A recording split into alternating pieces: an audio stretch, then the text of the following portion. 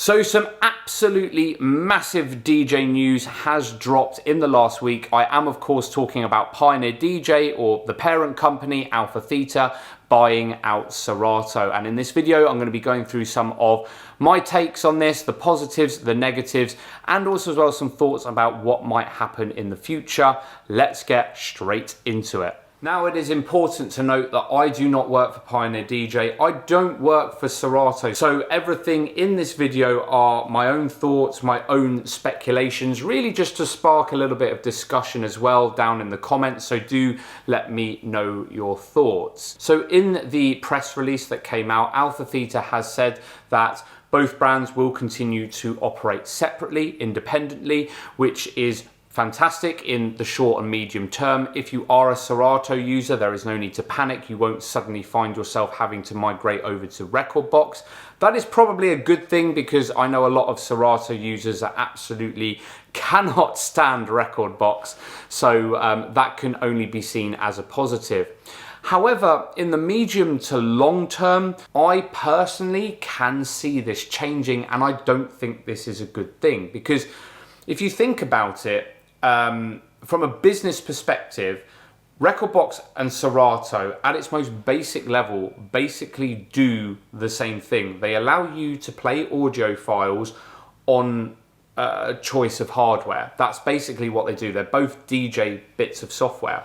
So as a business, to have a company that is investing in two separate platforms that do effectively the same thing doesn't make a lot of sense. And plus as well, if you're a Serato user and the Serato team come up with a really good feature for Serato, Rekordbox users are going to want to have that, and vice versa. So yeah, I don't know about the long term on this. I don't think the future, in my opinion, looks so rosy.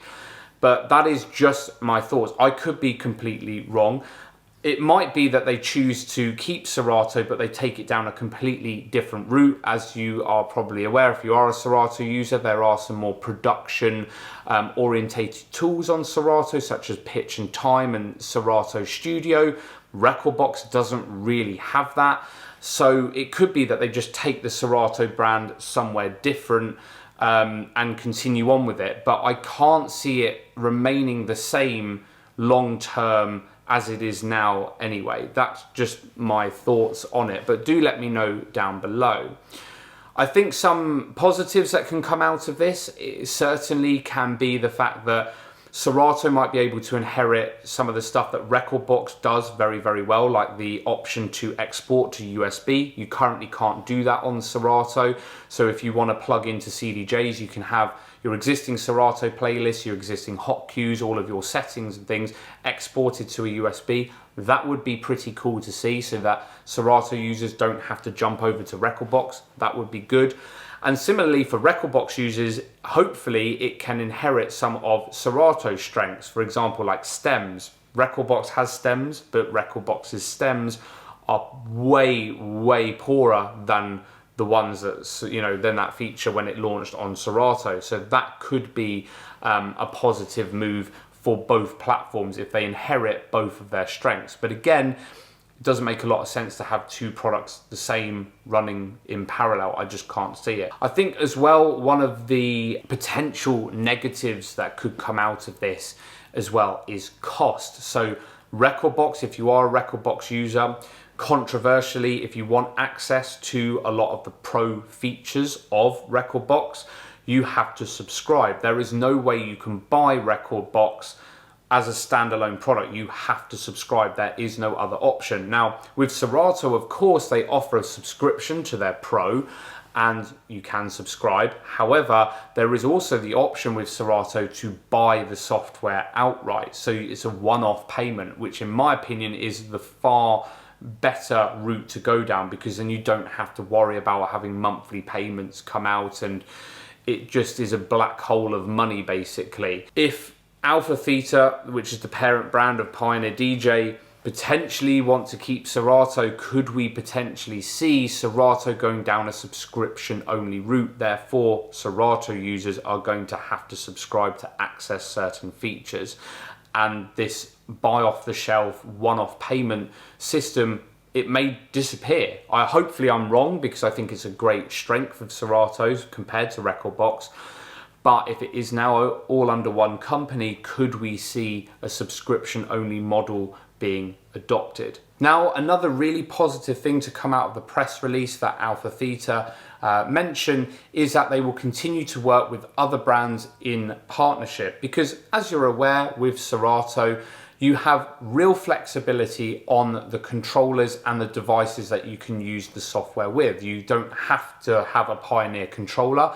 Yes, there's a large range of Serato and Pioneer products. However, you also have the flexibility to use a Numark controller, a Hercules controller, lots of different options. Now, it's all very well and good Alpha Theta or Pioneer coming out and saying that they want to continue working in partnership with other brands, but if you put yourself into these other brands' shoes, are you really going to want to work with a piece of software that is effectively now owned by one of your largest competitors? So are we potentially going to see a future of Serato and the users of Serato being locked into Pioneer hardware? And in my opinion, that's going to be really detrimental for DJs, because choice is only a good thing. But let me know your thoughts down in the comments down below. I think what will also be really interesting to see what happens is the likes of compatibility with products owned by InMusic. So InMusic own a lot of DJ hardware brands such as Rain, Numark, and also Denon DJ. So are we going to see reduced support for Serato with those particular brands? As we know, Denon and Pioneer is a bit of an age-old battle in terms of the big premium hardware manufacturers. So are they going to want to continue supporting Serato? But also, interestingly, is this going to be the start of InMusic, who own Denon and these other brands, to really up their game when it comes to engine? Is engine, which is not really used that much, going to really start to come to the forefront as another viable software option for a big, large audience, a big, large user base? That could be really interesting to see. So those are my thoughts. I think there's some positives to take from it, some negatives. I'm not so sure. I'm very much on the fence. Only time will tell. But do let me know your thoughts down in the comments down below. It's certainly going to be a very interesting ride for sure. And I will see you in the next video.